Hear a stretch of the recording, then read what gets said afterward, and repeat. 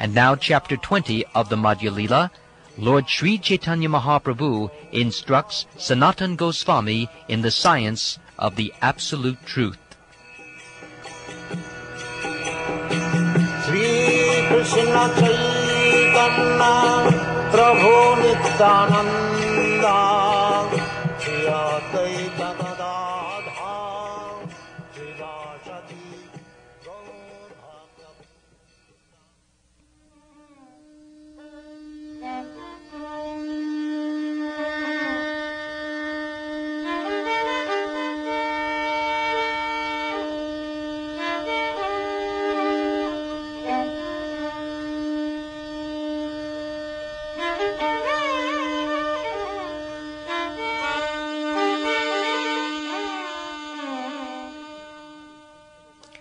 Let me offer my respectful obeisances unto Sri Caitanya Mahaprabhu, who has unlimited wonderful opulences. By his mercy, even a person born as the lowest of men can spread the science of devotional service. All glories to Sri Caitanya Mahaprabhu. All glories to Nityananda Prabhu. All glories to Advaitacharya. And all glories to all the devotees of Sri Caitanya Mahaprabhu.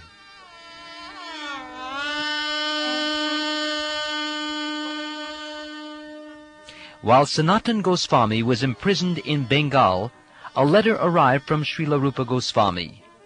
When Sanatana Gosvami received this note from Rupa Gosvami, he became very pleased. He immediately went to the jail superintendent, who was a meat-eater, and spoke as follows. "Dear sir, you are a saintly person and are very fortunate. You have full knowledge of the revealed scriptures, such as the Koran and similar books. If one releases a conditioned soul or imprisoned person, according to religious principles, he himself is also released from material bondage by the Supreme Personality of Godhead.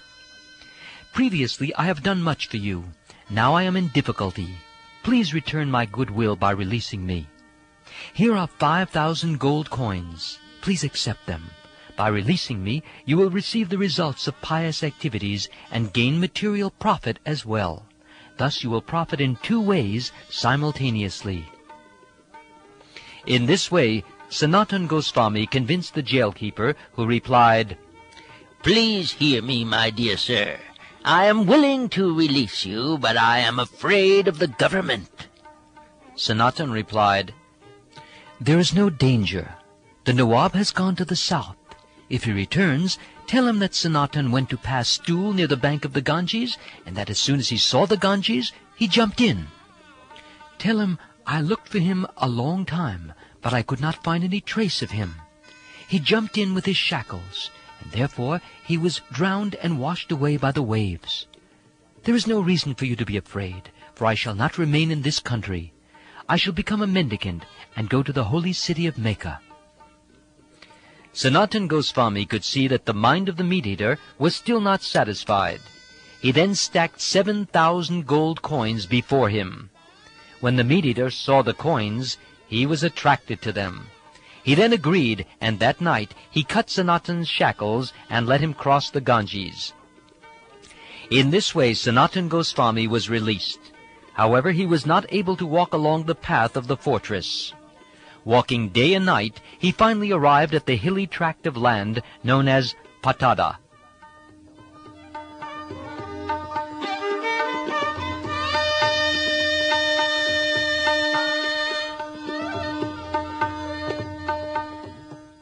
After reaching Patada, he met a landholder and submissively requested him to get him across that hilly tract of land. A man who was expert in palmistry was at that time staying with the landlord. Knowing about Sanatana, he whispered the following in the landlord's ear. The palmist said, "This man Sanatana possesses 8 gold coins." Hearing this, the landlord was very pleased and spoke the following to Sanatana Gosvami. The landlord said, "I shall get you across that hilly tract of land at night with my own men. Now just take your lunch and cook for yourself." Saying this, the landlord offered Sanatana grains to cook. Sanatana then went to the riverside and took his bath. Because Sanatan had been fasting for 2 days, he cooked the food and ate it. However, having formerly been a minister of the Nawab, he began to contemplate the situation. As a former minister for the Nawab, Sanatan could certainly understand diplomacy. He therefore thought, "Why is this landlord offering me so much respect?"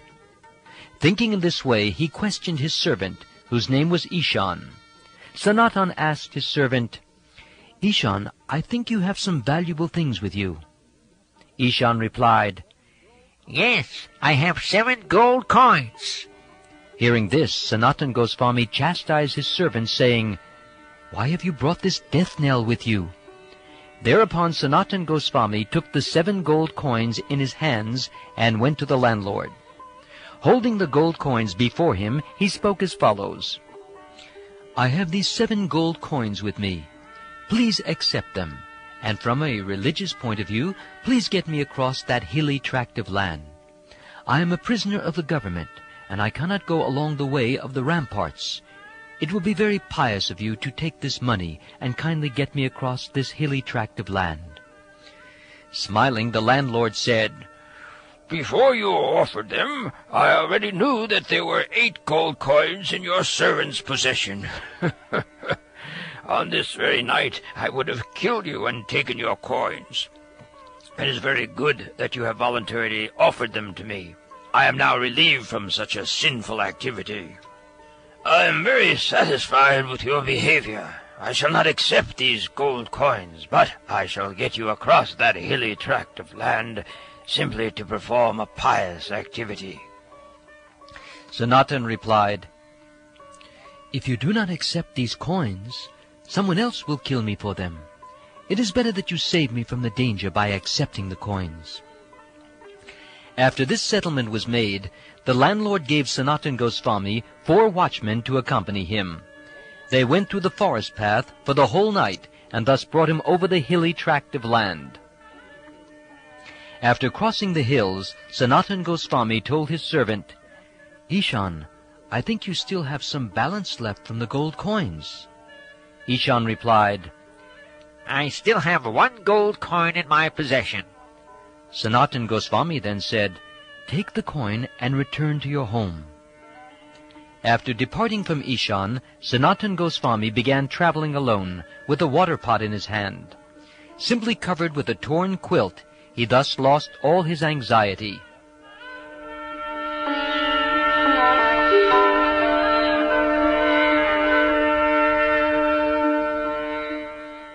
Walking and walking, Sanatana Gosvami finally arrived at a place called Hajipur. That evening he sat down within a garden. In Hajipur there was a gentleman named Srikanta, who happened to be the husband of Sanatana Gosvami's sister. He was engaged there in government service. Srikanta had 300,000 gold coins with him, which had been given to him by the emperor for the purchase of horses. Thus Srikanta was buying horses and dispatching them to the emperor. When Srikanta was sitting in an elevated place, he could see Sanatana Gosvami. That night he took a servant and went to see Sanatana Gosvami.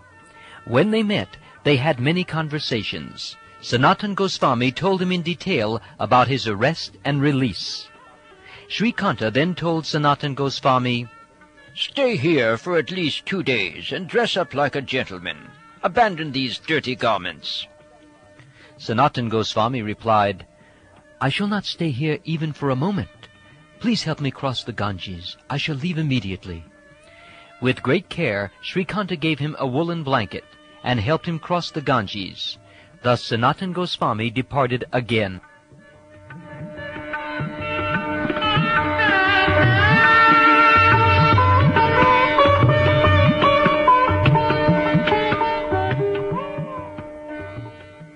After a few days, Sanatana Gosvami arrived at Varanasi. He was very pleased to hear about Sri Caitanya Mahaprabhu's arrival there. Sanatana Gosvami then went to the house of Chandrasekhar and sat down by the door. Understanding what was happening, Sri Caitanya Mahaprabhu spoke to Chandrasekhar. Sri Caitanya Mahaprabhu said, There is a devotee at your door. Please call him in. Going outside, Chandrasekhar could not see a Vaishnava at his door. When Chandrasekhar informed the Lord that no Vaishnava was at his door, the Lord asked him, "Is there anyone at your door at all?" Chandrasekhar replied, "There is a Muslim mendicant." Sri Caitanya Mahaprabhu immediately said, "Well, please bring him here." Chandrasekhar then spoke to Sanatana Gosvami, who was still sitting beside the door. "O Muslim mendicant, please come in. The Lord is calling you." Sanatana Gosvami was very pleased to hear this order, and he entered Chandrasekhar's house. As soon as Sri Caitanya Mahaprabhu saw Sanatana Gosvami in the courtyard, he immediately went up to him with great haste. After embracing him, the Lord was overwhelmed with ecstatic love. As soon as Sri Caitanya Mahaprabhu touched Sanatana Gosvami, Sanatana was also overwhelmed with ecstatic love. In a faltering voice he said, "Oh, my Lord, do not touch me." Shoulder to shoulder, Sri Caitanya Mahaprabhu and Sanatana Gosvami began to cry unlimitedly. Chandrasekhar was very astonished to see this. Catching his hand, Sri Caitanya Mahaprabhu took Sanatana Gosvami inside and made him sit in an elevated place next to him. When Sri Caitanya Mahaprabhu began cleansing Sanatana Gosvami's body with his own transcendental hand, Sanatana Gosvami said, "Oh, my Lord, please do not touch me."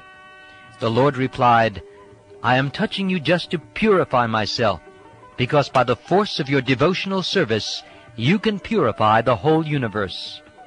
Saints of your caliber are themselves places of pilgrimage. Because of their purity, they are constant companions of the Lord, and therefore they can purify even the places of pilgrimage." As the Lord said in the Hari Bhakti Vilas, even though a person is a very learned scholar of the Sanskrit Vedic literatures, he is not accepted as my devotee unless he is pure in devotional service. However, even though a person is born in a family of dog-eaters, he is very dear to me if he is a pure devotee who has no motive to enjoy fruitive activity or mental speculation. Indeed, all respect should be given to him, and whatever he offers should be accepted. Such devotees are as worshipable as I am. As Prahlad Maharaj says in the Srimad Bhagavatam, one may be born in a Brahmin family and have all 12 Brahminical qualities, but if he is not devoted to the lotus feet of Lord Krishna, who has a navel shaped like a lotus, he is not as good as a Chandal who has dedicated his mind, words, activities, wealth, and life to the service of the Lord. Simply to take birth in a Brahmin family or to have Brahminical qualities is not sufficient. One must become a pure devotee of the Lord. If a Svapacha or Chandal is a devotee, he delivers not only himself, but his whole family, whereas a Brahmin who is not a devotee, but simply has Brahminical qualifications, cannot even purify himself, not to speak of his family.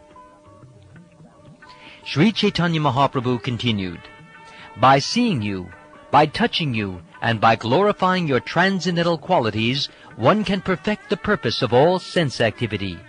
This is the verdict of the revealed scriptures."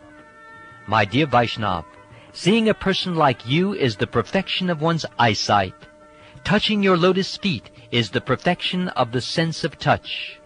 Glorifying your good qualities is the tongue's real activity. For in the material world, it is very difficult to find a pure devotee of the Lord. My dear Sanatan, please hear from me. Krishna is very merciful, and he is the deliverer of all fallen souls. My dear Sanatan, Krishna has saved you from Maharorava, life's deepest hell. He is an ocean of mercy, and his activities are very grave. Sanatan replied, "I do not know who Krishna is. As far as I am concerned, I have been released from prison only by your mercy." Sri Caitanya Mahaprabhu then asked Sanatana Gosvami, "How were you released from prison?" Sanatan then described the story from beginning to end. Sri Caitanya Mahaprabhu said, "I met your two brothers, Rupa and Anupam, at Prayag. They have now gone to Vrindavan. By the order of Sri Caitanya Mahaprabhu, Sanatana Gosvami met both Tapan Mishra and Chandrasekhar. Tapan Mishra then extended an invitation to Sanatana, and Lord Caitanya Mahaprabhu asked Sanatana to go get a shave. After this, Sri Caitanya Mahaprabhu called Chandrasekhar and asked him to take Sanatana Gosvami with him. He also asked him to take away Sanatana's present dress. Chandrasekhar then made Sanatana Gosvami look like a gentleman. He took him to bathe in the Ganges, and afterwards he brought him a new set of clothes. Chandrasekhar offered a new set of garments to Sanatana Gosvami, but Sanatana did not accept them. When Sri Caitanya Mahaprabhu heard news of this, he became unlimitedly happy.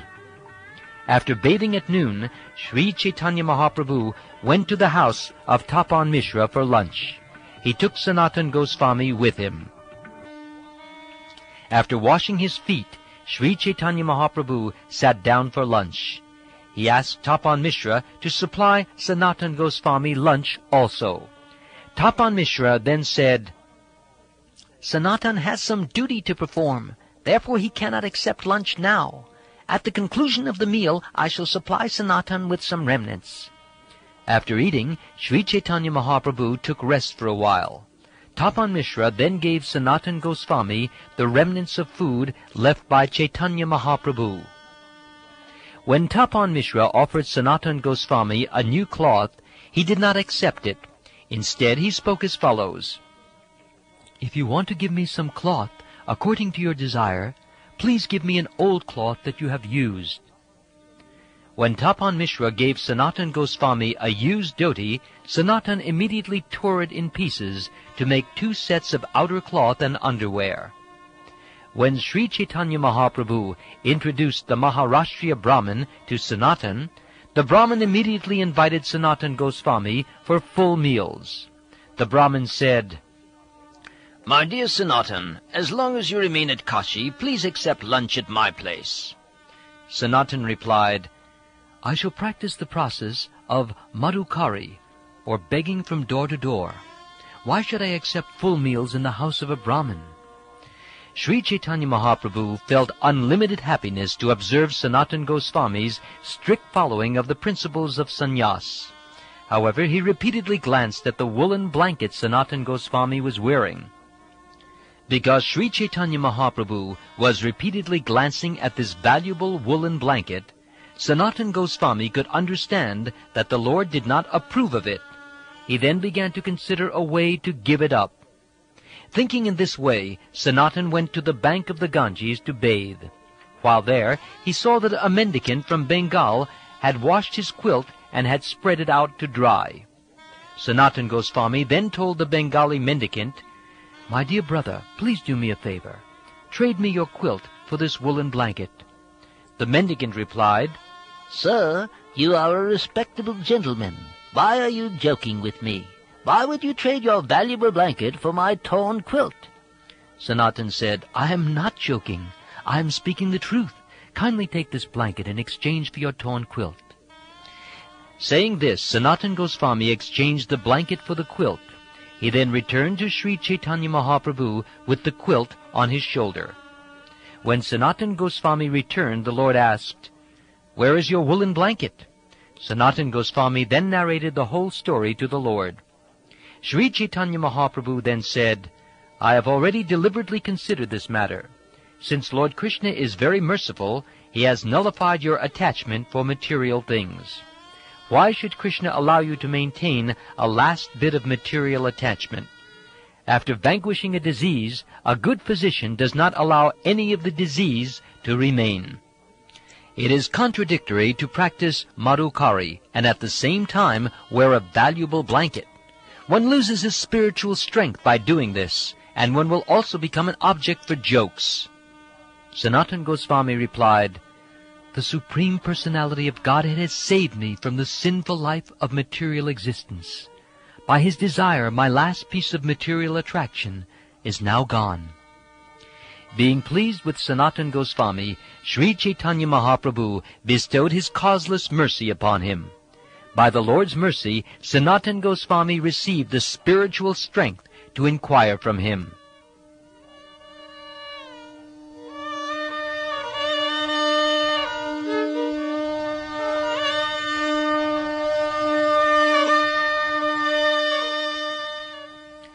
Normally, Sri Caitanya Mahaprabhu asked Ramananda Roy spiritual questions, and by the Lord's causeless mercy, Ramananda Roy could properly reply. Now, by the Lord's mercy, Sanatana Gosvami questioned the Lord, and Sri Caitanya Mahaprabhu personally supplied the truth. Sri Caitanya Mahaprabhu, the Supreme Personality of Godhead, personally told Sanatana Gosvami about the Lord's real identity. He also told him about the Lord's conjugal love, his personal opulence, and the mellows of devotional service. All these truths were explained to Sanatana Gosvami by the Lord himself out of his causeless mercy. Putting a straw in his mouth and bowing down, Sanatana Gosvami clasped the lotus feet of Sri Caitanya Mahaprabhu and humbly spoke as follows. I was born in a low family, and my associates are all low-class men. I myself am fallen, and am the lowest of men. Indeed, I have passed my whole life fallen in the well of sinful materialism. I do not know what is beneficial for me, and what is detrimental. Nonetheless, in ordinary dealings, people consider me a learned scholar, and I am also thinking of myself as such. Out of your causeless mercy, you have delivered me from the materialistic path. Now, by the same causeless mercy, please tell me what my duty is. Who am I? Why do the threefold miseries always give me trouble? If I do not know this, how can I be benefited? Actually, I do not know how to inquire about the goal of life and the process for obtaining it. Being merciful upon me, please explain all these truths. Sri Caitanya Mahaprabhu said, Lord Krishna has bestowed his full mercy upon you, so that all these things are known to you. For you, the threefold miseries certainly do not exist. Since you possess the Lord's potency, you certainly know these things. However, it is the nature of a sadhu to inquire. Although he knows these things, the sadhu inquires for the sake of strictness. Those who are anxious to awaken their spiritual consciousness, who have unflinching intelligence, and who are not deviated, certainly attain the desired goal. You are fit to propagate the cult of devotional service. Therefore, gradually hear all the truths about it from me.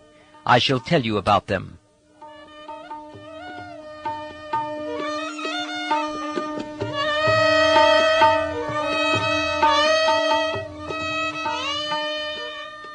It is the living entity's constitutional position to be an eternal servant of Krishna, because he is the marginal energy of Krishna, and a manifestation, simultaneously one and different from, the Lord, like a molecular particle of sunshine or fire. Krishna has three varieties of energy.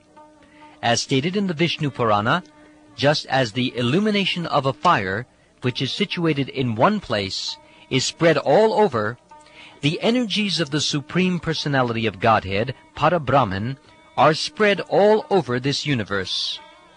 Lord Krishna naturally has three energetic transformations, and these are known as the spiritual potency, the living entity potency, and the illusory potency. Originally, Krishna's energy is spiritual, and the energy known as the living entity is also spiritual. However, there is another energy called illusion, which consists of fruitive activity. That is the Lord's third potency. All the creative energies which are inconceivable to a common man exist in the Supreme Absolute Truth. These inconceivable energies act in the process of creation, maintenance, and annihilation. O chief of the ascetics, just as there are two energies possessed by fire, namely heat and light, these inconceivable creative energies are the natural characteristics of the Absolute Truth. This is a quotation from the Vishnu Purana. O king, the Kshetra Gya Shakti is the living entity. Although he has the facility to live in either the material or spiritual world, he suffers the threefold miseries of material existence, because he is influenced by the avidya or nation's potency, which covers his constitutional position. This living entity, covered by the influence of nescience, exists in different forms in the material condition. O king, he is thus proportionately freed from the influence of material energy to greater or lesser degrees. And in the Bhagavad Gita, Krishna says, "Besides this inferior nature, O mighty-armed Arjun, there is a superior energy of mine, which consists of all living entities who are struggling with material nature and sustaining the universe." Forgetting Krishna, the living entity has been attracted by the external feature from time immemorial. Therefore, the illusory energy, or Maya, gives him all kinds of misery in his material existence. In the material condition, the living entity is sometimes raised to higher planetary systems and material prosperity, and sometimes drowned in a hellish situation. His state is exactly like that of a criminal whom a king punishes by submerging him in water and then raising him again from the water. When the living entity is attracted by the material energy, which is separate from Krishna, he is overpowered by fear. Because he is separated from the Supreme Personality of Godhead by material energy, his conception of life is reversed.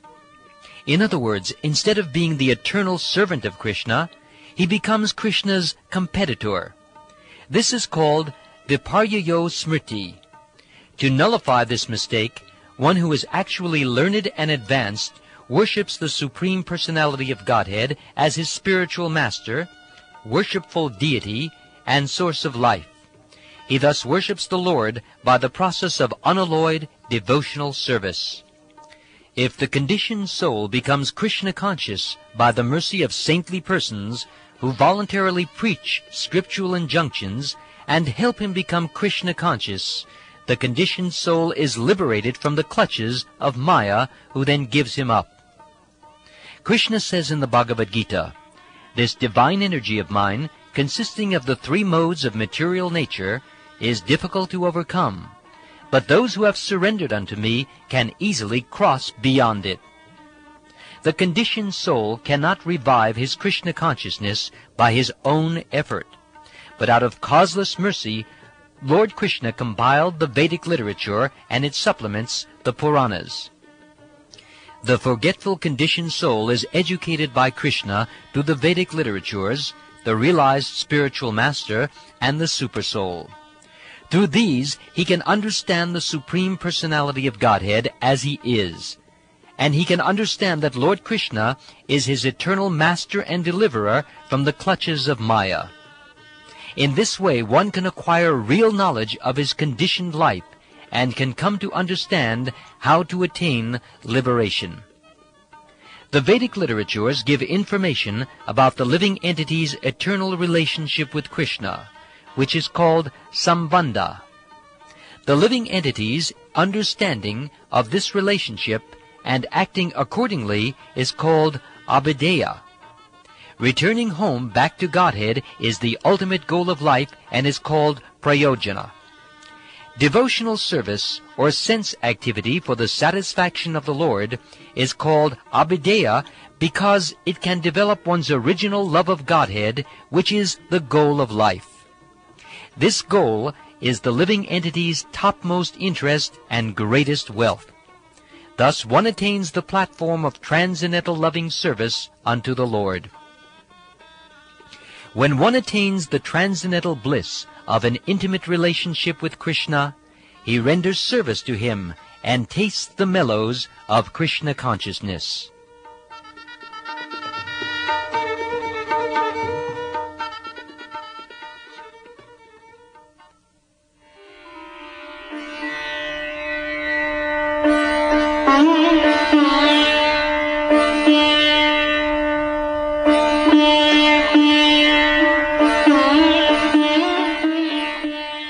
The following example may be given. Once a learned astrologer came to the house of a poor man, and seeing his distressed condition, questioned him. The astrologer asked, "Why are you unhappy? Your father was very wealthy, but he did not disclose his wealth to you because he died elsewhere." Just as the words of the astrologer, Sarvagya, gave news of the poor man's treasure, Vedic literatures advise one about Krishna consciousness when one is inquisitive to know why he is in a distressed material condition. By the words of the astrologer, the poor man's connection with the treasure was established. Similarly, Vedic literature advises us that our real connection is with Sri Krishna, the Supreme Personality of Godhead. Although being assured of his father's treasure, the poor man cannot acquire this treasure by such knowledge alone. Therefore the astrologer had to inform him of the means whereby he could actually find the treasure. The astrologer said, "The treasure is in this place, but if you dig toward the southern side, the wasps and drones will rise, and you will not get your treasure. If you dig on the western side, there is a ghost who will create such a disturbance that your hands will not even touch the treasure. If you dig on the northern side, there is a big black snake that will devour you if you attempt to dig up the treasure. However, if you dig up a small quantity of dirt on the eastern side, your hands will immediately touch the pot of treasure." Revealed scriptures conclude that one should give up fruitive activity, speculative knowledge, and the mystic yoga system, and instead take to devotional service by which Krishna can be fully satisfied. In the Srimad Bhagavatam, Lord Krishna said, "My dear Uddhava, neither through Ashtanga Yoga, or the mystic yoga system to control the senses, nor through impersonal monism, or an analytical study of the absolute truth, nor through study of the Vedas, nor through practice of austerities, nor through charity, nor through acceptance of sannyas, can one satisfy me as much as one can by developing unalloyed devotional service unto me. Being very dear to the devotees and sadhus, I am attained through unflinching faith and devotional service. This bhakti yoga system, which gradually increases attachment for me, purifies even a human being born among dog-eaters. That is to say, everyone can be elevated to the spiritual platform by the process of bhakti yoga." The conclusion is that devotional service is the only means to approach the Supreme Personality of Godhead. This system is therefore called abhideya. This is the verdict of all revealed scriptures. When one actually becomes rich, he naturally enjoys all kinds of happiness. When one is actually in a happy mood, all distressful conditions go away by themselves. No extraneous endeavor is needed. Similarly, as a result of bhakti, one's dormant love for Krishna awakens. When one is so situated that he can taste the association of Lord Krishna, material existence, the repetition of birth and death, comes to an end. The goal of love of Godhead is not to become materially rich or free from material bondage. The real goal is to be situated in devotional service to the Lord and to enjoy transcendental bliss.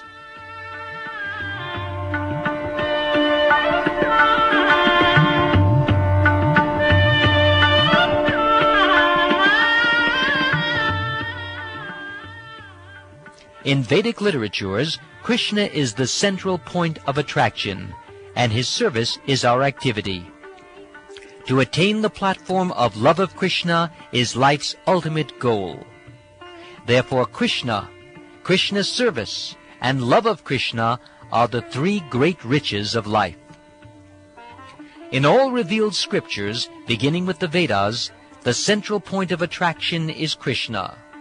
When complete knowledge of him is realized, the bondage of Maya, the illusory energy, is automatically broken. It says in the Padma Purana, "There are many types of Vedic literatures and supplementary Puranas. In each of them there are particular demigods who are spoken of as the chief demigods. This is just to create an illusion for moving and non-moving living entities. Let them perpetually engage in such imaginations. However, when one analytically studies all these Vedic literatures collectively, he comes to the conclusion that Lord Vishnu is the one and only Supreme Personality of Godhead. When one accepts Vedic literature by interpretation, or even by dictionary meaning, directly or indirectly, the ultimate declaration of Vedic knowledge points to Lord Krishna. In the Srimad Bhagavatam, Lord Krishna says to Uddhava, "What is the direction of all Vedic literatures? On whom do they set focus? Who is the purpose of all speculation? Outside of me, no one knows these things. Now you should know that all these activities are aimed at ordaining and setting forth me. The purpose of Vedic literature is to know me by different speculations, either by indirect understanding or by dictionary understanding. Everyone is speculating about me. The essence of all Vedic literatures is to distinguish me from Maya. By considering the illusory energy, one comes to the platform of understanding me. In this way, one becomes free from speculation about the Vedas and comes to me as the conclusion. Thus one is satisfied." The transcendental form of Lord Krishna is unlimited and also has unlimited opulence. He possesses the internal potency, external potency, and marginal potency. Both the material and spiritual world are transformations of Krishna's internal and external potencies. Therefore, Krishna is the original source of both material and spiritual manifestations. The 10th canto of Srimad Bhagavatam reveals the 10th object, the Supreme Personality of Godhead, who is the shelter of all surrendered souls. He is known as Sri Krishna, and he is the ultimate source of all the universes. Let me offer my obeisances unto him.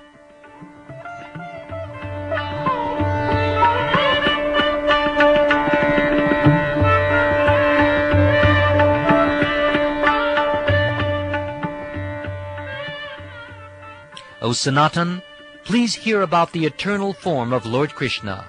He is the absolute truth, devoid of duality, but present in Vrindavan as the son of Nanda Maharaj. Krishna is the original source of everything, and the sum total of everything. He appears as the supreme youth, and his whole body is composed of spiritual bliss. He is the shelter of everything and master of everyone. Krishna, who is known as Govinda, is the supreme controller. He has an eternal, blissful, spiritual body. He is the origin of all. He has no other origin, for he is the prime cause of all causes. The original Supreme Personality of Godhead is Krishna. His original name is Govinda. He is full of all opulences, and his eternal abode is known as Goloka Vrindavan. All these incarnations of Godhead are either plenary portions or parts of the plenary portions of the Purusha avatars. But Krishna is the Supreme Personality of Godhead himself. In every age, he protects the world through his different features when the world is disturbed by the enemies of Indra. There are three kinds of spiritual processes for understanding the absolute truth: the processes of speculative knowledge, mystic yoga, and bhakti yoga. According to these three processes, the absolute truth is manifested as Brahman, Paramatma, and Bhagavan. Learned transcendentalists who know the absolute truth call this non-dual substance Brahman, Paramatma, or Bhagavan. The manifestation of the impersonal Brahman effulgence, which is without variety, is the rays of Krishna's bodily effulgence. It is exactly like the sun. When the sun is seen by our ordinary eyes, it simply appears to consist of effulgence. In the Brahma Samhita, Lord Brahma says, "I worship Govinda, the primeval Lord, who is endowed with great power. The glowing effulgence of his transcendental form is the impersonal Brahman. which is absolute, complete, and unlimited, and which displays the varieties of countless planets with their different opulences in millions and millions of universes. The Paramatma, or the Supersoul feature, is the partial plenary portion of the Supreme Personality of Godhead, who is the original source of all living entities. It is also Krishna, who is the original source of Paramatma. You should know Krishna as the original soul of all Atmas, or living entities. For the benefit of the whole universe, he has, out of his causeless mercy, appeared as an ordinary human being. He has done this with the strength of his own internal potency. Lord Krishna himself says to Arjuna in the Bhagavad Gita, "But what need is there, Arjuna, for all this detailed knowledge? With a single fragment of myself, I pervade and support this entire universe."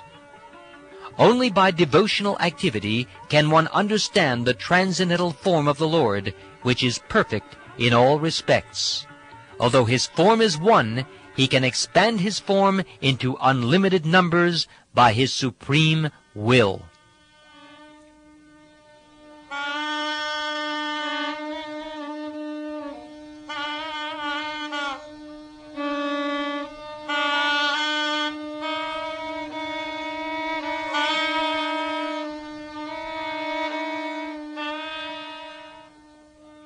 The Supreme Personality of Godhead exists in three principal forms: Svayam Rupa, Tad Ekatma Rupa, and Avesha Rupa.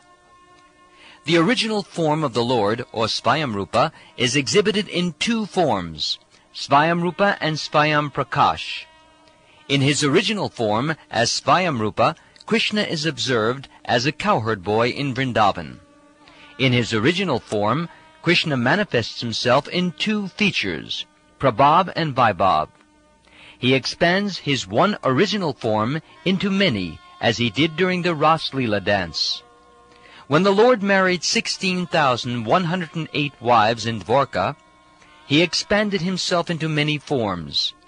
These expansions, and the expansions at the Ras dance, are called Prabhav Prakash, according to the directions of revealed scriptures.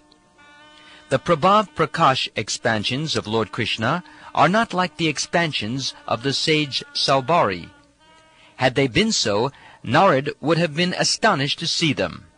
In the Srimad Bhagavatam, Narad says, "It is astounding that Lord Sri Krishna, who is one without a second, expanded himself in 16,000 similar forms to marry 16,000 queens in their respective homes."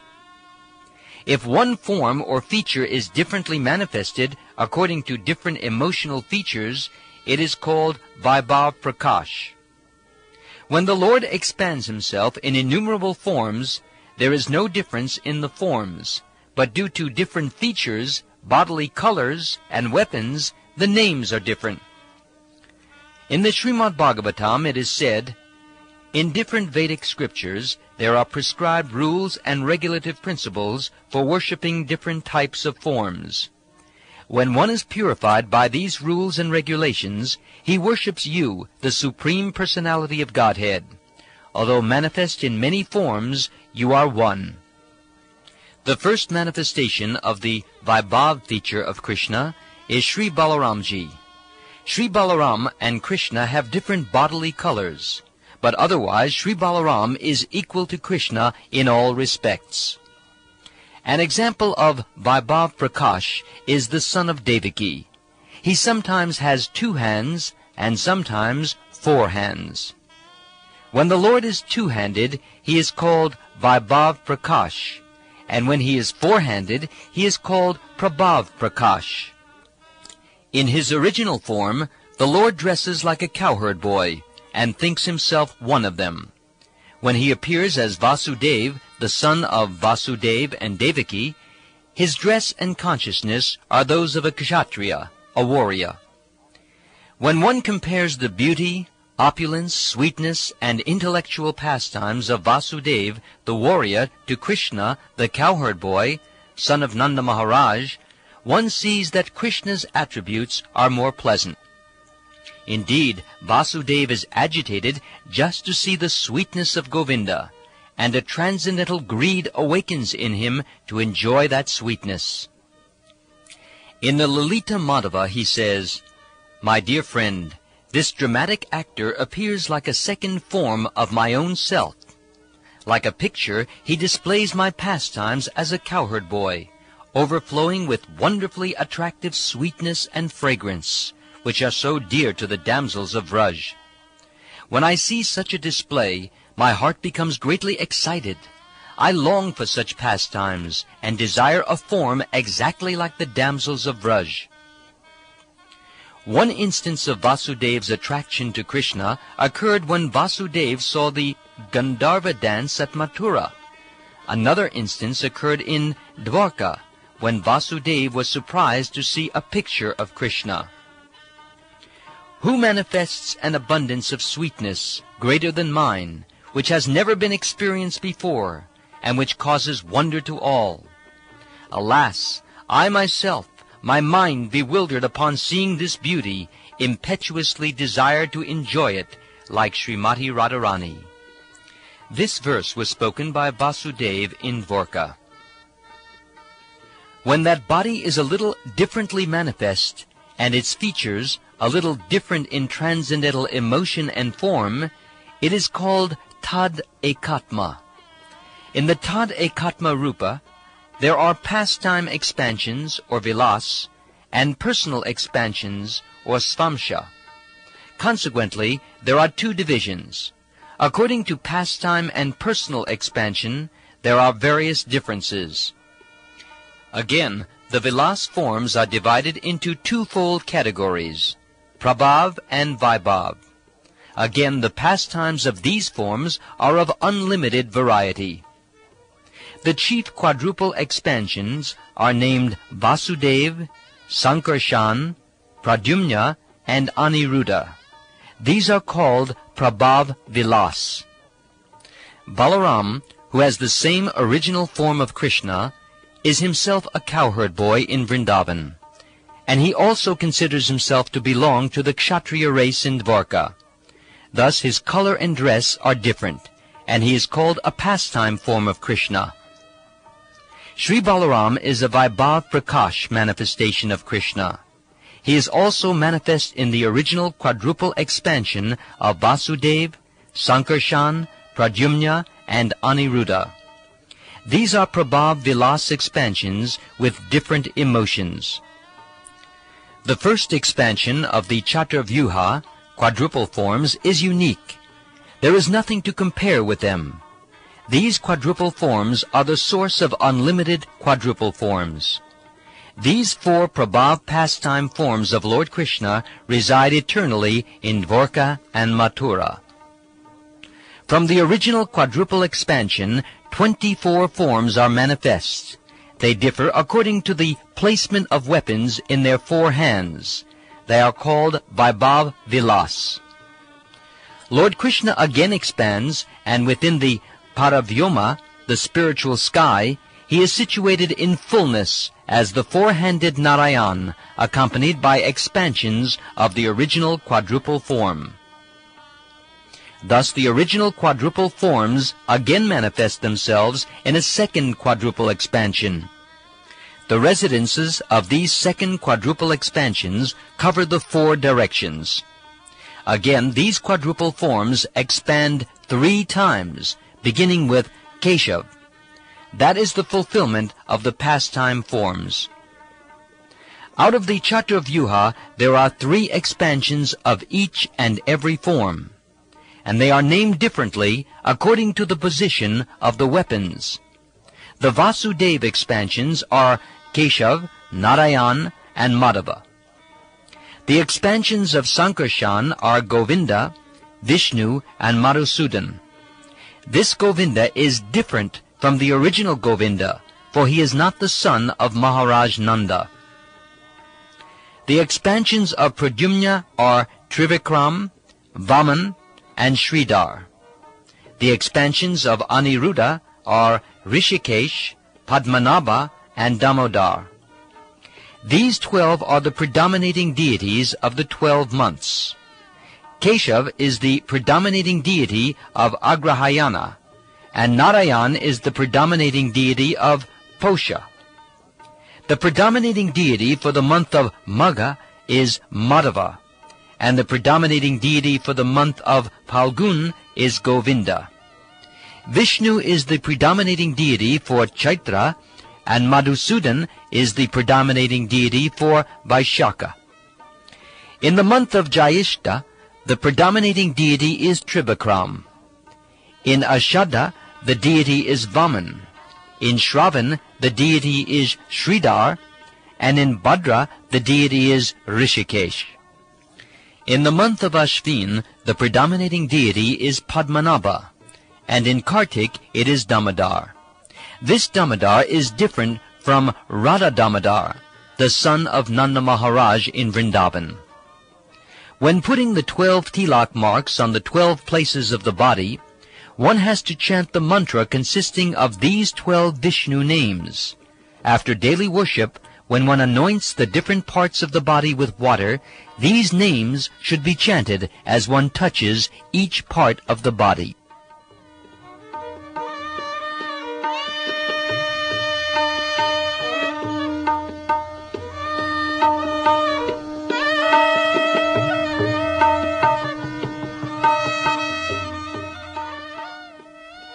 From Vasudev, Sankarshan, Pradyumna, and Aniruddha, there are 8 additional pastime expansions. O Sanatan, please hear me as I mention their names.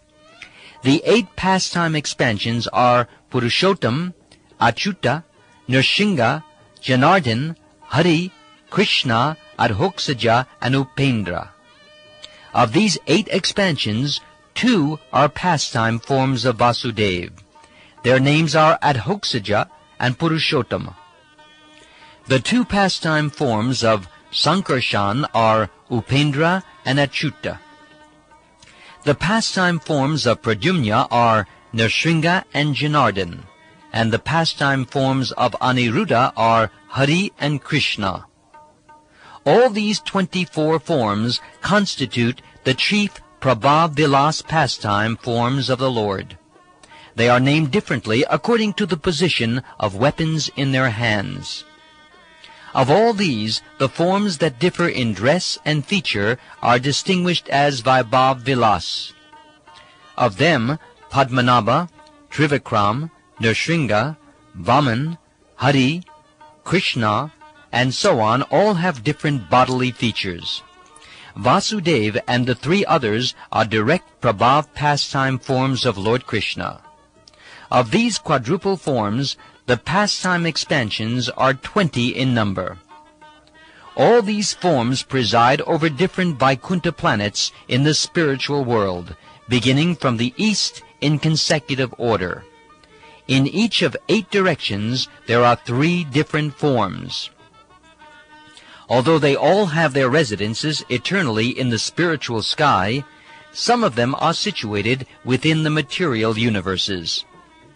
There is an eternal residence of Narayan in the spiritual sky. In the upper portion of the spiritual sky is a planet known as Krishna Loka, which is filled with all opulences. The planet of Krishna Loka is divided into 3 sections: Gokul, Mathura, and Dwarka. Lord Keshav eternally resides at Mathura, and Lord Purushottam, known by the name Jagannath, eternally resides at Nilachal. At Prayag, the Lord is situated as Bindu Madhava, and at Mandara Parvat, the Lord is known as Madhusudan. Vasudeva, Padmanabha, and Janardhan reside at Anandaranya. At Vishnu Kanchi, there is Lord Vishnu. At Mayapur, Lord Hari, and throughout the universe, a variety of other forms. Within the universe, the Lord is situated in different spiritual manifestations. These are situated on 7 islands in 9 sections. Thus their pastimes are going on. The Lord is situated in all the universes in different forms, just to please His devotees. Thus the Lord destroys irreligious principles and establishes religious principles. Of these forms, some are considered incarnations. Examples are Lord Vishnu, Lord Trivikram, Lord Nrsimha, and Lord Vaman.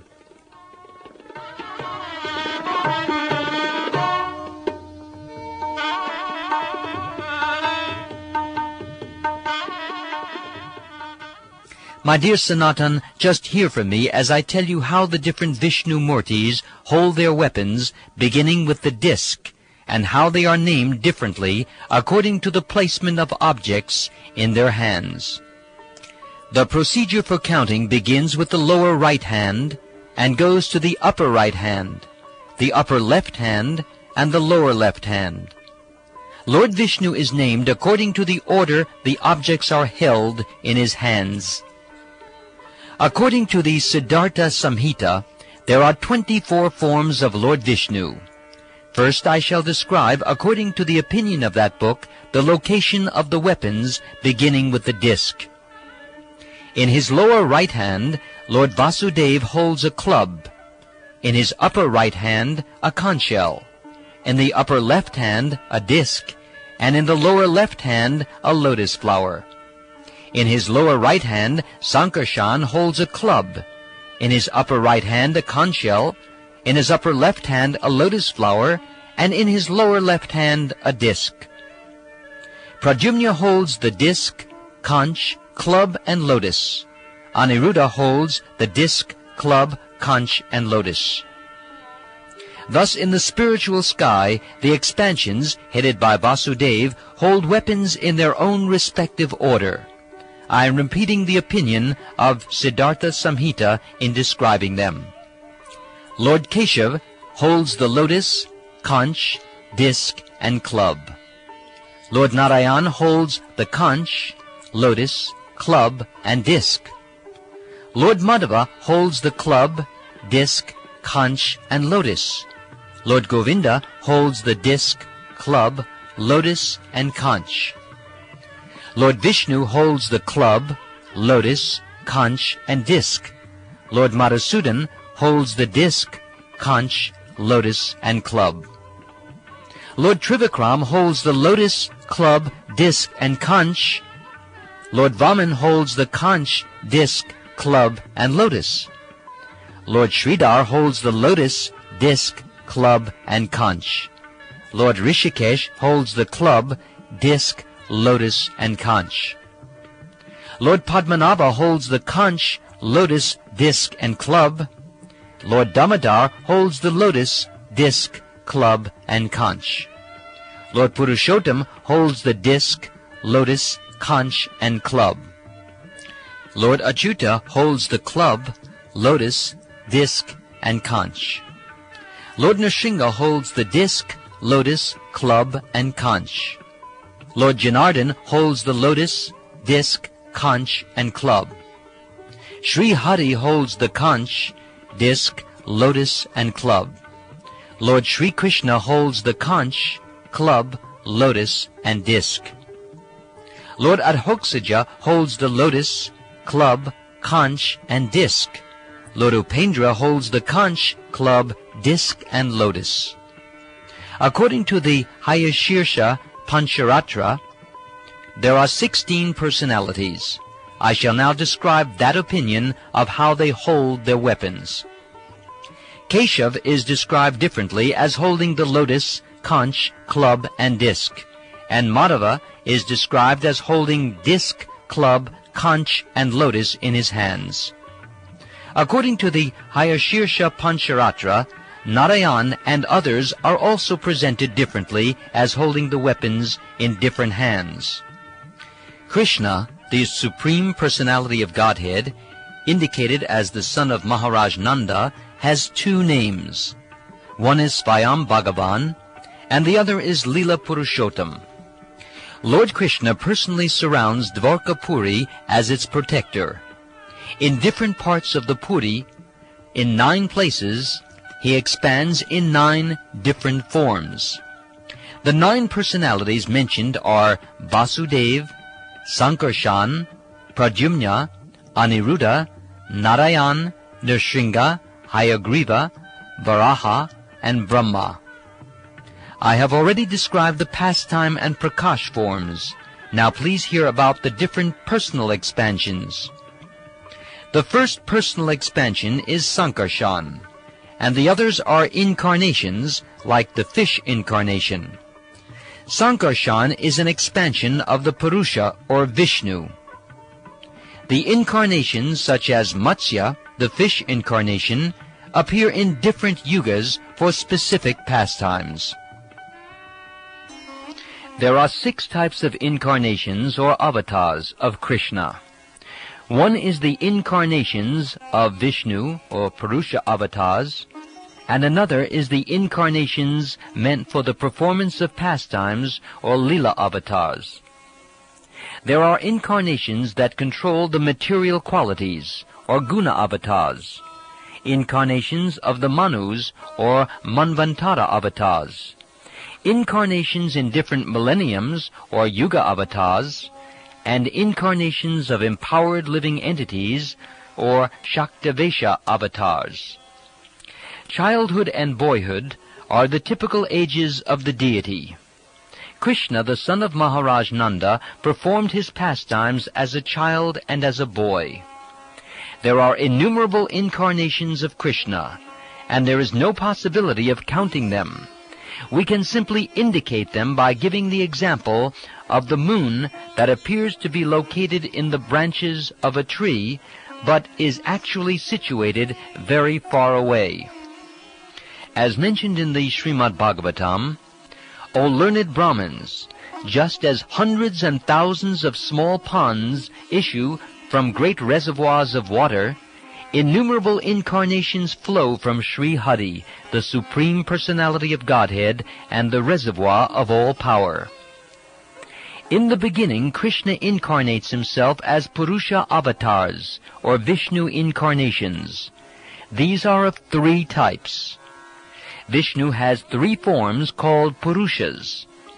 The first, Mahavishnu, is the creator of the total material energy, or Mahat. The second is Garbhodakshayi Vishnu, who is situated within each universe. And the third is Kshiradakshayi Vishnu, who lives in the heart of every living being. He who knows these 3 becomes liberated from the clutches of Maya. Krishna has unlimited potencies, out of which 3 are chief: willpower, the power of knowledge, and the creative energy. The predominator of the willing potency is Lord Krishna, for by his supreme will everything comes into existence. In willing there is a need for knowledge, and that knowledge is expressed through Vasudeva. There is no possibility of creation without thinking, feeling, willing, knowledge, and activity. The combination of the supreme will, knowledge, and action brings about the cosmic manifestation. Lord Sankarshan is Lord Balaram. Being the predominator of the creative energy, he creates both the material and spiritual worlds. That original Sankarshan, or Lord Balaram, is the cause of both the material and spiritual creation. He is the predominating deity of egotism, and by the will of Krishna and the power of the spiritual energy, he creates the spiritual world, which consists of the planet Goloka Vrindavan and the Vaikuntha planets. Although there is no question of creation as far as the spiritual world is concerned, the spiritual world is nonetheless manifest by the supreme will of Sankarshan. The spiritual world is the abode of the pastimes of the eternal spiritual energy. Gokul, the supreme abode and planet, appears like a lotus flower that has 1,000 petals. The whirl of that lotus is the abode of the Supreme Lord Krishna. This lotus-shaped supreme abode is created by the will of Lord Ananta. By the agency of the material energy, this same Lord Sankarshan creates all the universes. the dull material energy known in modern language as nature is not the cause of the material universe.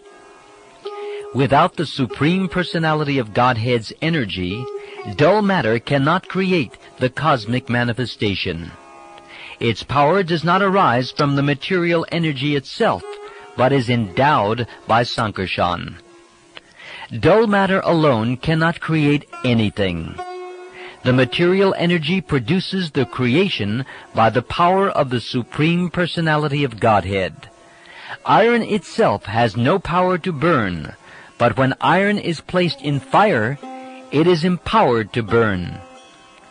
Balaram and Krishna are the original efficient and material causes of the material world.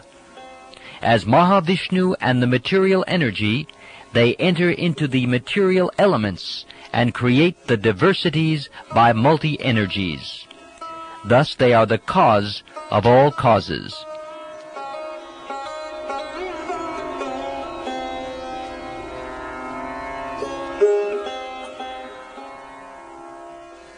The form of the Lord that descends into the material world to create is called avatar, or incarnation.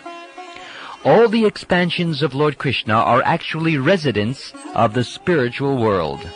However, when they descend into the material world, they are called incarnations or avatars. To glance over that material energy and empower her, Lord Sankarshan first incarnates as Lord Mahavishnu. In the beginning of the creation, the Lord expanded himself in the form of the Purusha incarnation, accompanied by all the ingredients of material creation. First he created the 16 principal energies suitable for creation. This was for the purpose of manifesting the material universes.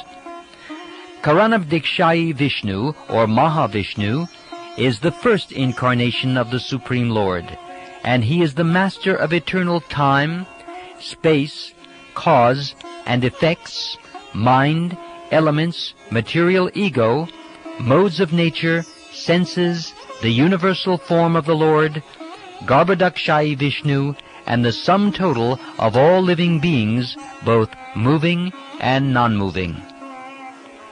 That original personality of Godhead, named Sankarshan, first lies down in the river Viraja, which serves as a border between the material and spiritual worlds. As Karanabdikshayi Vishnu, he is the original cause of the material creation. The Viraja, or causal ocean, is the border between the spiritual and material worlds. The material energy is situated on one shore of that ocean, and it cannot enter into the other shore, which is the spiritual sky.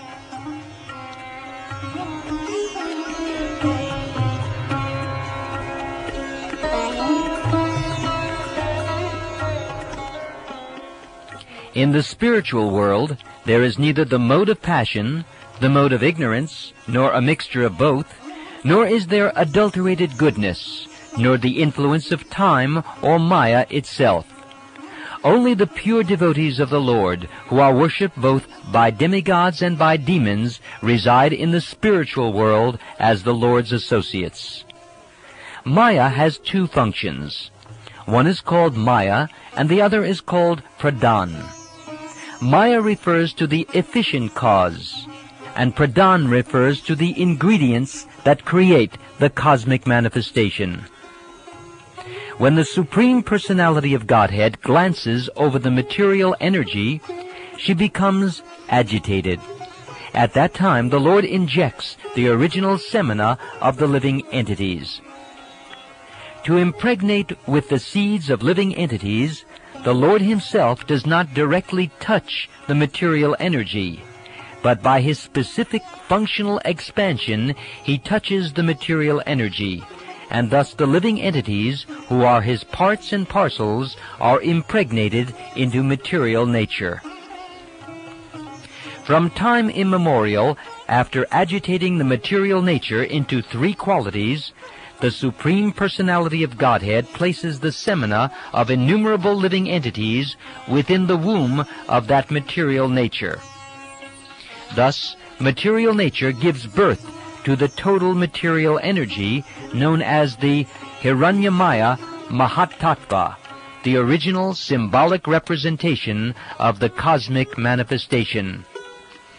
In due course of time, the Supreme Personality of Godhead, or Mahavishnu, or Mahavaikuntanath, by the agency of a further expansion of his personal self, places the seed of the living entities within the womb of material nature.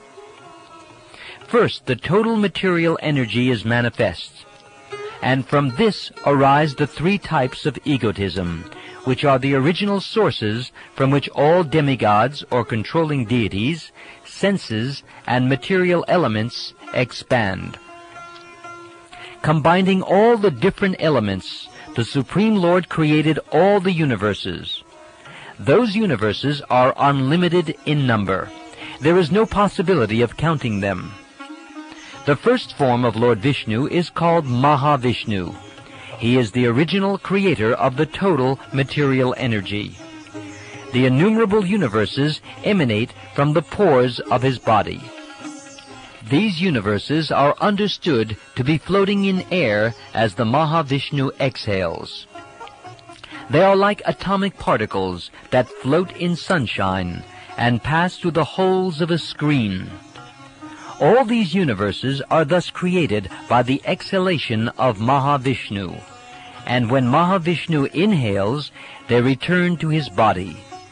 The unlimited opulences of Mahavishnu are completely beyond material conception. The Brahmas and other lords of the mundane worlds appear from the pores of the Mahavishnu and remain alive for the duration of his one exhalation.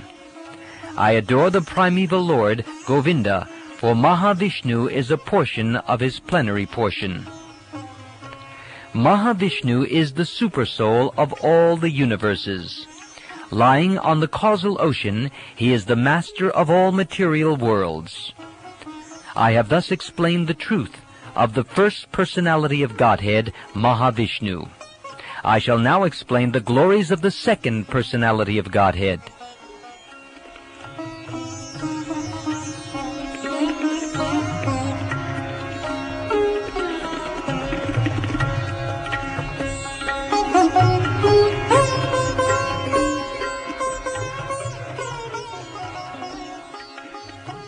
After creating the total number of universes, which are unlimited, the Mahavishnu expanded himself into unlimited forms and entered into each of them. When Mahavishnu entered each of the limitless universes, he saw that there was darkness all around, and that there was no place to stay. He therefore began to consider the situation. With the perspiration produced from his own body, the Lord filled half the universe with water. He then lay down on that water on the bed of Lord Shesha. A lotus flower then sprouted from the lotus navel of that Garbhodakshayi Vishnu. That lotus flower became Lord Brahma's birthplace. In the stem of that lotus flower, the 14 worlds were generated. Then he became Lord Brahma and created the entire universe. In this way, the Supreme Personality of Godhead, in his form of Vishnu, maintains the entire material world. Since he is always beyond the material qualities, the material nature cannot touch him. The Supreme Lord and his form of Rudra, or Lord Shiva, brings about the dissolution of this material creation. In other words, by his will only there is creation, maintenance, and dissolution of the whole cosmic manifestation. Brahma, Vishnu, and Shiva are his three incarnations of the material qualities. Creation, maintenance, and destruction, respectively, are under the charge of these three personalities. Garbhodakshayi Vishnu, known within the universe as Hiranyagarbha, and the Antaryami, or Supersoul, is glorified in the Vedic hymns, beginning with the hymn that starts with the word Sahasra Shirsha. This second personality of Godhead, known as Garbhodakshayi Vishnu, is the master of each and every universe, and the shelter of the external energy. Nonetheless, he remains beyond the touch of the external energy. The third expansion of Vishnu is the Kshirodakshayi Vishnu, who is the incarnation of the quality of goodness. He is to be counted within the two types of incarnations, Purusha avatars and Guna avatars. This Kshirodakshayi Vishnu is the universal form of the Lord, and is the supersoul within every living entity. He is known as Kshirodakshayi, or the Lord who lies on the ocean of milk. He is the maintainer and master of the universe. O Sanatan, I have definitely described the three Purusha avatars of Vishnu. Now please hear from me about the pastime incarnations. No one can count the innumerable pastime incarnations of Lord Krishna, but I shall describe the principal ones. Some of the pastime incarnations are the fish incarnation, the tortoise incarnation, Lord Ramchandra, Lord Nrsimha, Lord Vaman, and Lord Varaha. There is no end to them. As stated in the Srimad Bhagavatam by the demigods, O Lord of the universe, best of the Yadu dynasty, we are offering our prayers unto you mainly to diminish the heavy burden of the universe. Indeed, you diminished this burden formerly by incarnating in the form of a fish, or a horse, Hayagriva, a tortoise, a lion, or Lord Nrsimha, a boar, Lord Varaha, and a swan. You also incarnated as Lord Ramchandra, Parasuram, and Vaman, the dwarf. You have always protected us demigods and the universe in this way. Now please continue.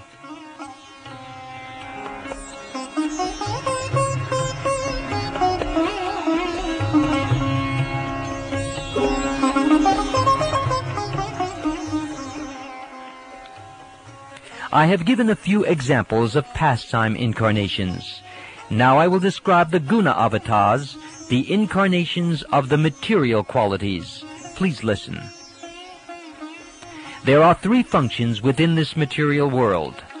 Everything here is created, everything is maintained for some time, and everything is finally dissolved. The Lord therefore incarnates himself as the controllers of the three qualities, Sattvaguna, Rajaguna, and Tamaguna, or goodness, passion, and ignorance. Thus the transactions of the material world take place. Because of his past pious activities mixed with devotional service, the first-class living entity is influenced by the mode of passion within his mind. Such a devotee is empowered by Garbhodakshayi Vishnu. In this way, an incarnation of Krishna, in the form of Brahma, engineers the total creation of the universe. As mentioned in the Brahma Samhita, the sun manifests his brilliance in a gem, although it is a stone. Similarly, the original personality of Godhead, Govinda, manifests his special power in a pious living entity. Thus the living entity becomes Brahma and manages the affairs of the universe. Let me worship Govinda, the original personality of Godhead. If in a kalpa a suitable living entity is not available to take charge of Brahma's post, the Supreme Personality of Godhead himself personally expands and becomes Lord Brahma.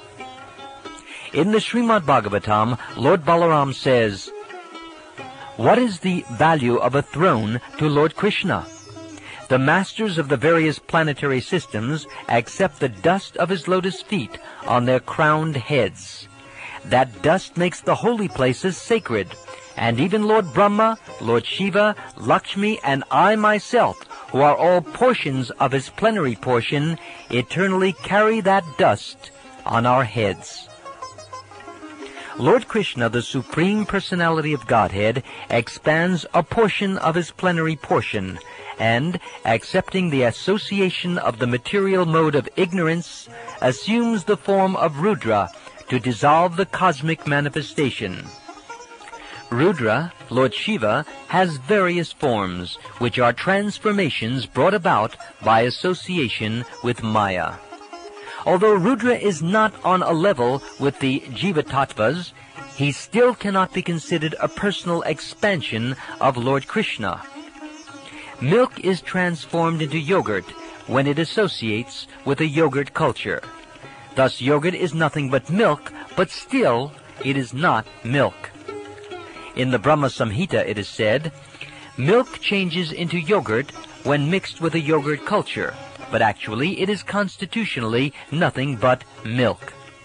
Similarly, Govinda, the Supreme Personality of Godhead, assumes the form of Lord Shiva or Sambhu for the special purpose of material transactions. I offer my obeisances at his lotus feet. Lord Shiva is an associate of the external energy. Therefore, he is absorbed in the material quality of darkness. Lord Vishnu is transcendental to Maya and the qualities of Maya. Therefore, he is the Supreme Personality of Godhead. And in the Srimad Bhagavatam it says, the truth about Lord Shiva is that he is always covered with three material coverings, Vaikarika, Tejas, and Tamas. Because of these three modes of material nature, he always associates with the external energy and egotism itself. Sri Hari, the Supreme Personality of Godhead, is situated beyond the range of material nature. Therefore, he is the Supreme Transcendental Person. He can see everything inside and outside. Therefore, he is the Supreme Overseer of all living entities. If someone takes shelter at his lotus feet and worships him, he also attains a transcendental position. For the maintenance of the universe, Lord Krishna descends as his personal plenary expansion in the form of Vishnu. He is the director of the mode of goodness. Therefore, he is transcendental to the material energy. Lord Vishnu is in the category of Shvamsa, because he has opulences almost equal to Krishna's. Krishna is the original person, and Lord Vishnu is his personal expansion. This is the verdict of all Vedic literature. As the Brahma Samhita says, when the flame of one candle is expanded to another candle and placed in a different position, it burns separately, and its illumination is as powerful as the original candle. Similarly, the Supreme Personality of Godhead, Govinda, expands himself in different forms as Vishnu, who is equally luminous, powerful, and opulent. Let me worship that Supreme Personality of Godhead, Govinda. The conclusion is that Lord Brahma and Lord Shiva are simply devotee incarnations who carry out orders. However, Lord Vishnu, the maintainer, is the personal feature of Lord Krishna. In the Srimad Bhagavatam, Lord Brahma said, I am engaged by the Supreme Personality of Godhead to create. Following his orders, Lord Shiva dissolves everything. The Supreme Personality of Godhead, in his form of Kshirodakshayi Vishnu, maintains all the affairs of the material nature. Thus the supreme controller of the three modes of material nature is Lord Vishnu. O Sanatan, just hear about the Manu incarnations or Manvantara avatars. They are unlimited and no one can count them. Just hear of their source.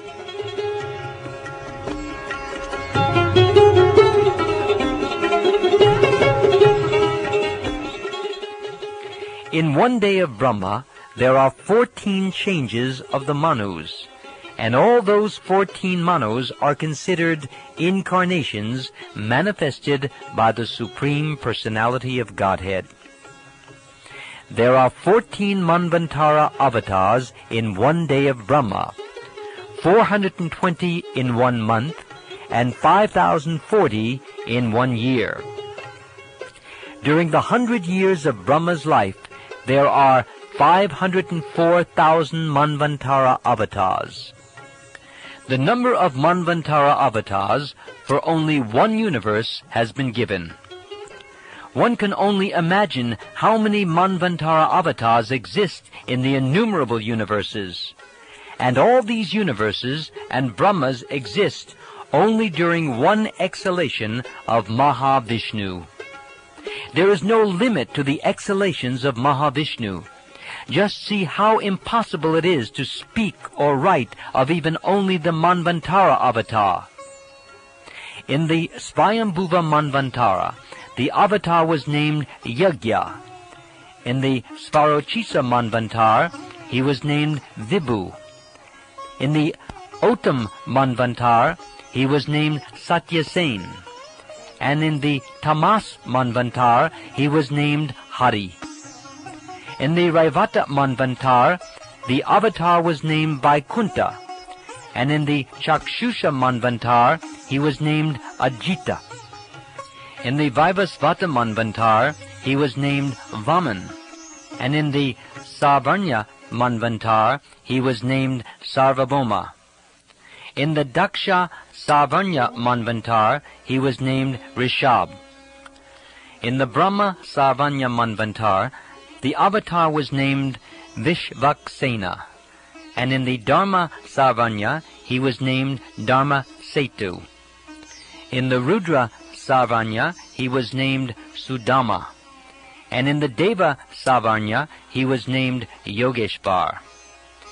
In the Indra Savarnya Manvantar, the avatar was named Brihadvanu. These are the names of the 14 avatars in the 14 Manvantaras.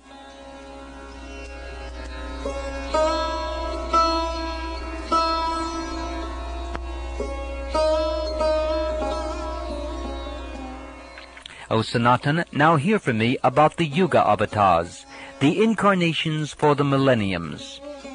First of all, there are 4 Yugas: Satya Yuga, Treta Yuga, Dvapara Yuga, and Kali Yuga.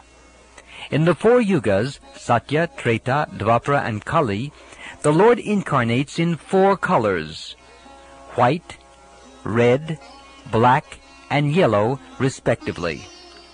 These are the colors of the incarnations in different millenniums. As Gargamuni said in the Srimad Bhagavatam about Krishna, this child formerly had 3 colors according to the prescribed color for different millenniums. Formerly he was white, red, and yellow, and now he has assumed a blackish color. In the Satya Yuga, the Lord appeared in a body colored white, with 4 arms and matted hair. He wore tree bark and bore a black antelope skin. He wore a sacred thread and a garland of Rudraksha beads. He carried a rod and a water pot, and he was a brahmachari. In the Treta Yuga, the Lord appeared in a body that had a reddish hue and 4 arms. There were 3 distinctive lines on his abdomen, and his hair was golden. His form manifested the Vedic knowledge, and he bore the symbols of a sacrificial spoon, ladle, and so on. As the white incarnation, the Lord taught religion and meditation. He offered benedictions to Kardama Muni, and in this way he showed his causeless mercy. In the Satya Yuga, the people were generally advanced in spiritual knowledge, and could meditate upon Krishna very easily. The people's occupational duty in Treta Yuga was to perform great sacrifices. This was induced by the personality of Godhead in his reddish incarnation. In Dvapara Yuga, the people's occupational duty was to worship the lotus feet of Krishna. Therefore, Lord Krishna, appearing in a blackish body, personally induced people to worship him. In the Dvapara Yuga, the personality of Godhead appears in a blackish hue. He is dressed in yellow. He holds his own weapons, and he is decorated with the Kaustuva jewel and marks of Srivatsa. That is how his symptoms are described. I offer my respectful obeisances unto the Supreme Personality of Godhead, expanded as Vasudev, Sankarshan, Pradyumna, and Aniruddha. By this mantra, the people worship Lord Krishna in the Dvapara Yuga. In the Kali Yuga, the occupational duty of the people is to chant congregationally the holy name of Krishna. Accompanied by his personal devotees, Lord Krishna, assuming a golden color, introduces the Hari Nam Sankirtan, the chanting of the Hare Krishna mantra in the age of Kali. By this process, he delivers love for Krishna to the general populace. Lord Krishna, the son of Nanda Maharaj, personally introduces the occupational duty of the age of Kali. He personally chants and dances in ecstatic love, and thus the entire world chants congregationally. As the Srimad Bhagavatam says, in the age of Kali, intelligent persons perform congregational chanting to worship the incarnation of Godhead, who constantly sings the name of Krishna. Although his complexion is not blackish, he is Krishna himself.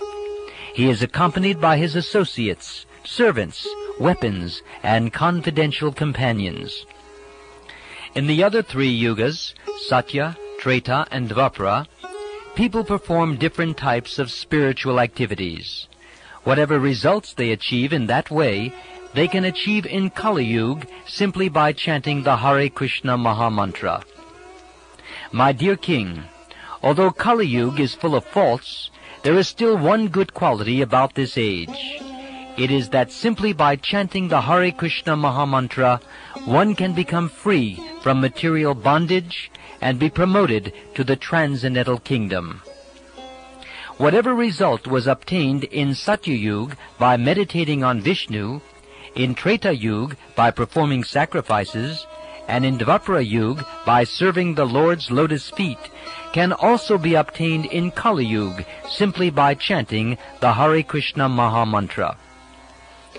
Whatever is achieved by meditation in Satya Yuga, by the performance of Yajna in Treta Yuga, or by the worship of Krishna's lotus feet in Dvapara Yuga, is also obtained in the age of Kali simply by chanting and glorifying Lord Keshav. Those who are advanced and highly qualified and are interested in the essence of life know the good qualities of Kali Yuga. Such people worship the age of Kali because in this age, simply by chanting the Hare Krishna Mahamantra, one can advance in spiritual knowledge and attain life's goal. As stated before, when I described the incarnations of the material modes, or the guna avatars, one should consider that these incarnations also are unlimited, and that no one can count them. Thus I have given a description of the incarnations of the 4 different yugas. After hearing all this, Sanatana Gosvami gave an indirect hint to the Lord.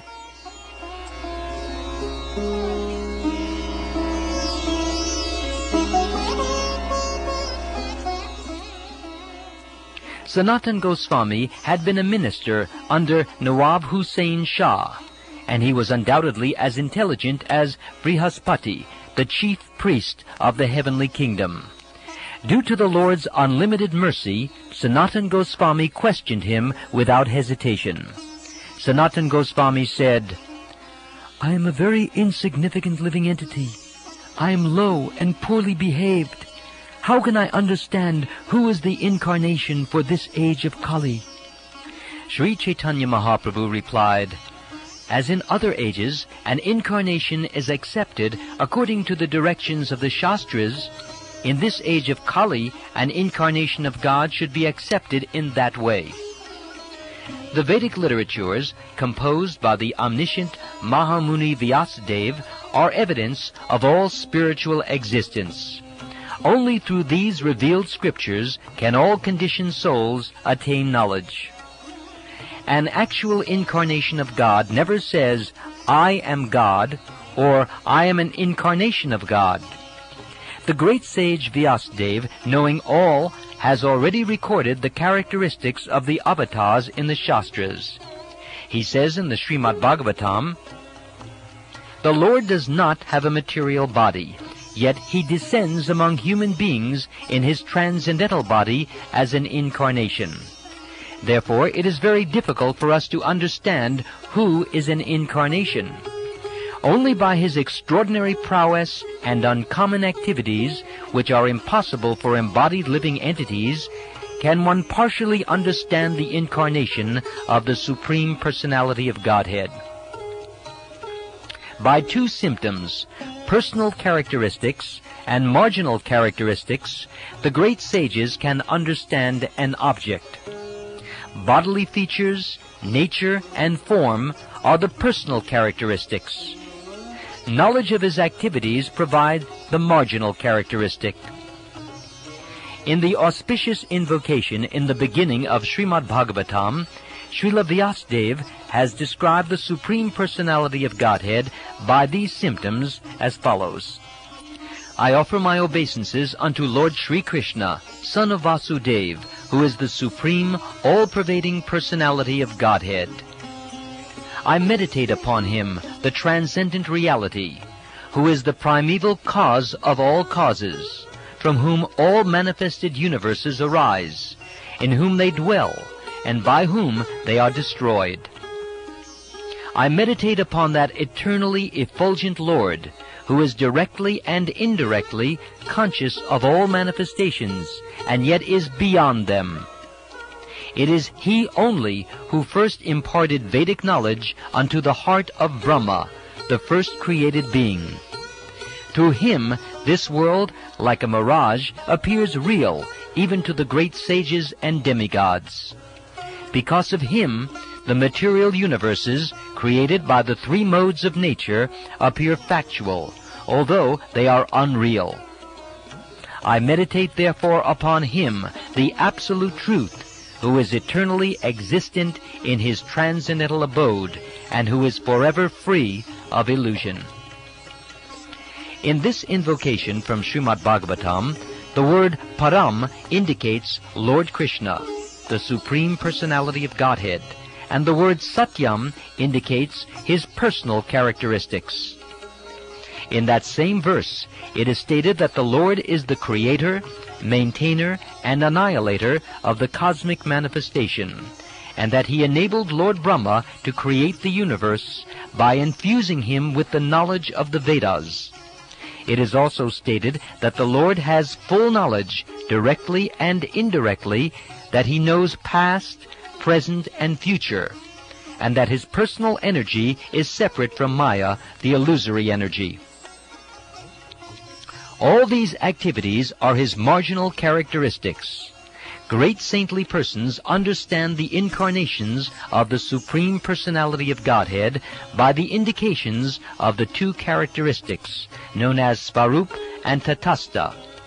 All the incarnations of Krishna should be understood in this way. At the time of their appearance, the incarnations of the Lord are known in the world, because people can consult the Shastras to understand the incarnation's chief characteristics, known as Svarup and Tatastha. In this way, the incarnations become known to great saintly persons. Sanatana Gosvami said, "The color of the personality in whom the characteristics of the Lord are found is yellowish. His activities include the distribution of love of Godhead and the chanting of the holy names of the Lord. The incarnation of Krishna for this age is indicated by these symptoms. Please confirm this definitely so that all my doubts will go away." Sri Caitanya Mahaprabhu replied, "O Sanatan, you must give up your intelligent tricks. Just try to understand the meaning of the Satyavesha avatar. There are unlimited Shaktavesha avatars of Lord Krishna. Let me describe the chief among them.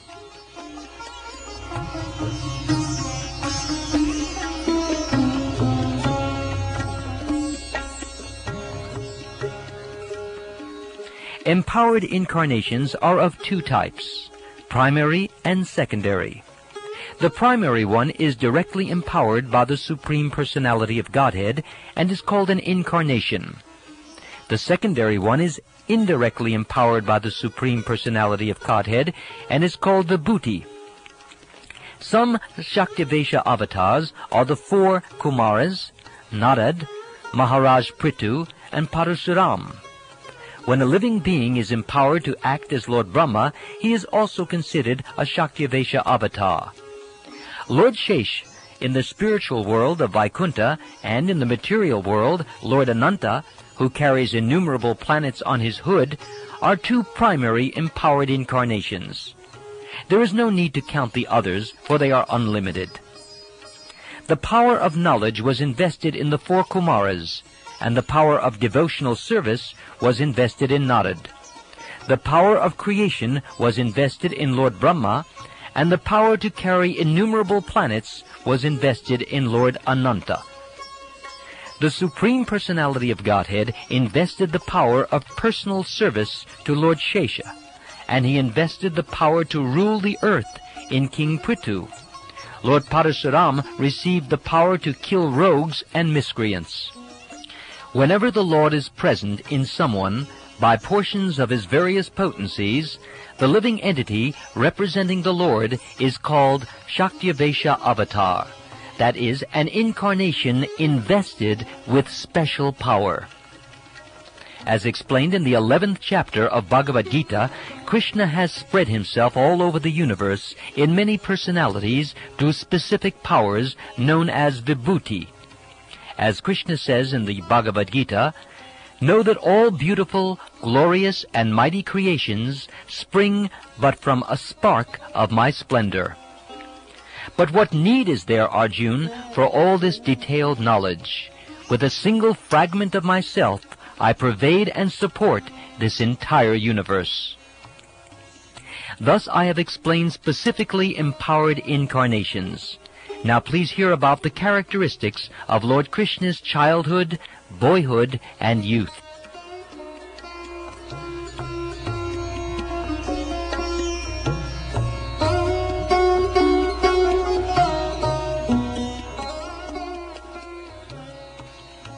As the son of Maharaj Nanda, Lord Krishna is by nature the paragon of Kishore or youth.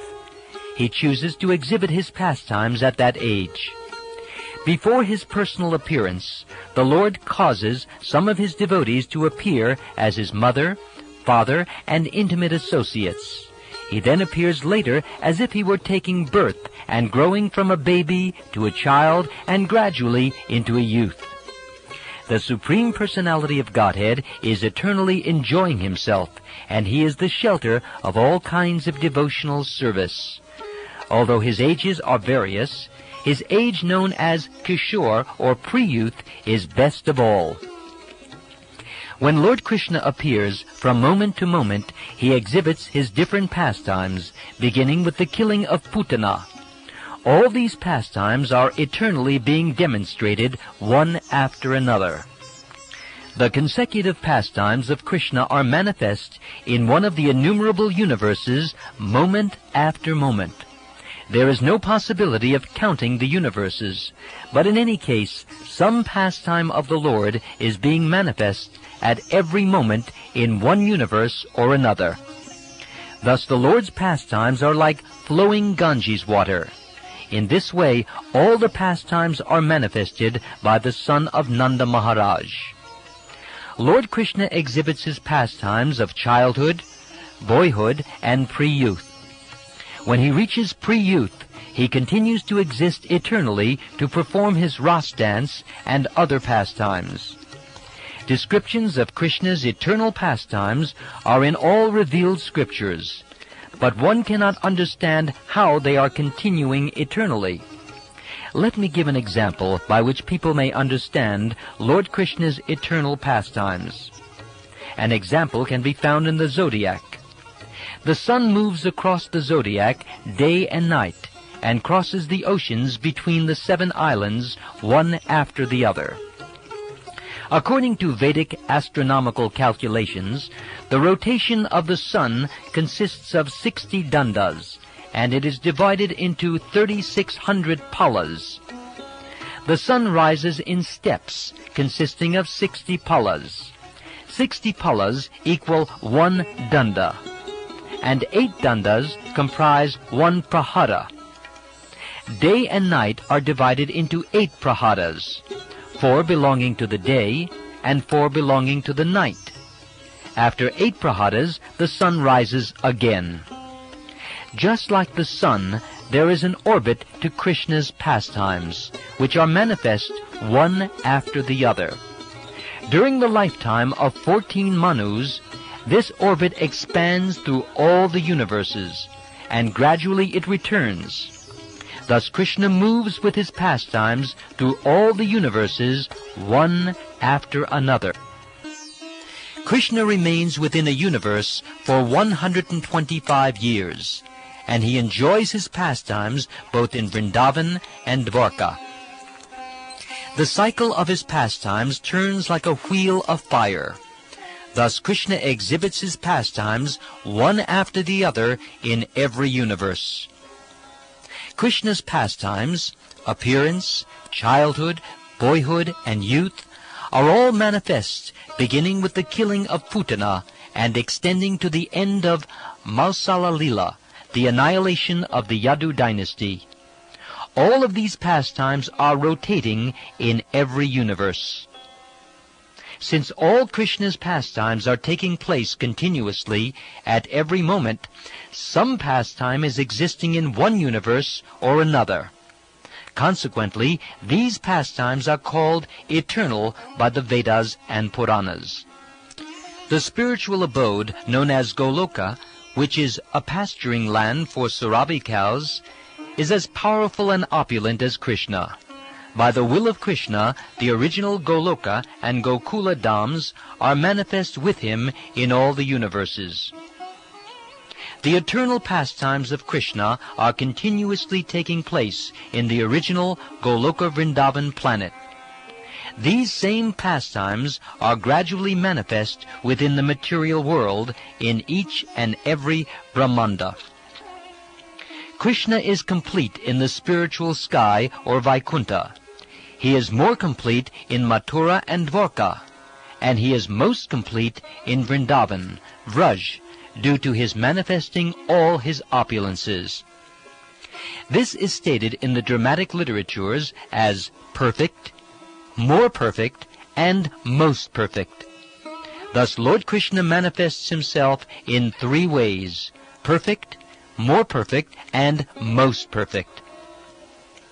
When the Supreme Personality of Godhead does not manifest all his transcendental qualities, he is called complete. When all the qualities are manifest, but not fully, he is called more complete. When he manifests all his qualities in fullness, he is called most complete. This is the version of all learned scholars in the devotional science. The most complete qualities of Krishna are manifest within Vrindavan, and his complete and more complete qualities are manifest in Dwarka and Mathura. Lord Krishna is the most complete Supreme Personality of Godhead in Vrindavan. Elsewhere, all his expansions are either complete or more complete.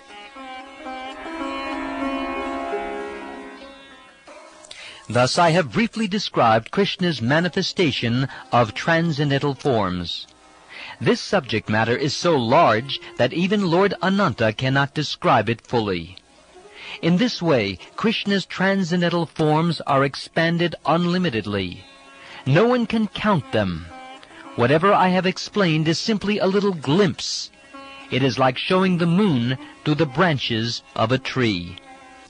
Whoever hears or recites these descriptions of the expansions of Krishna's body is certainly a very fortunate man. Although this is very difficult to understand, one can nonetheless acquire some knowledge about the different features of Krishna's body.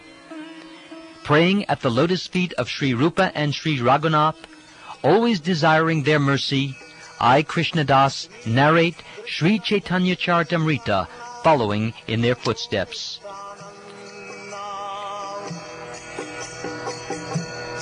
Advaita Gadadhar Shivasadi Gaurata Vrinda.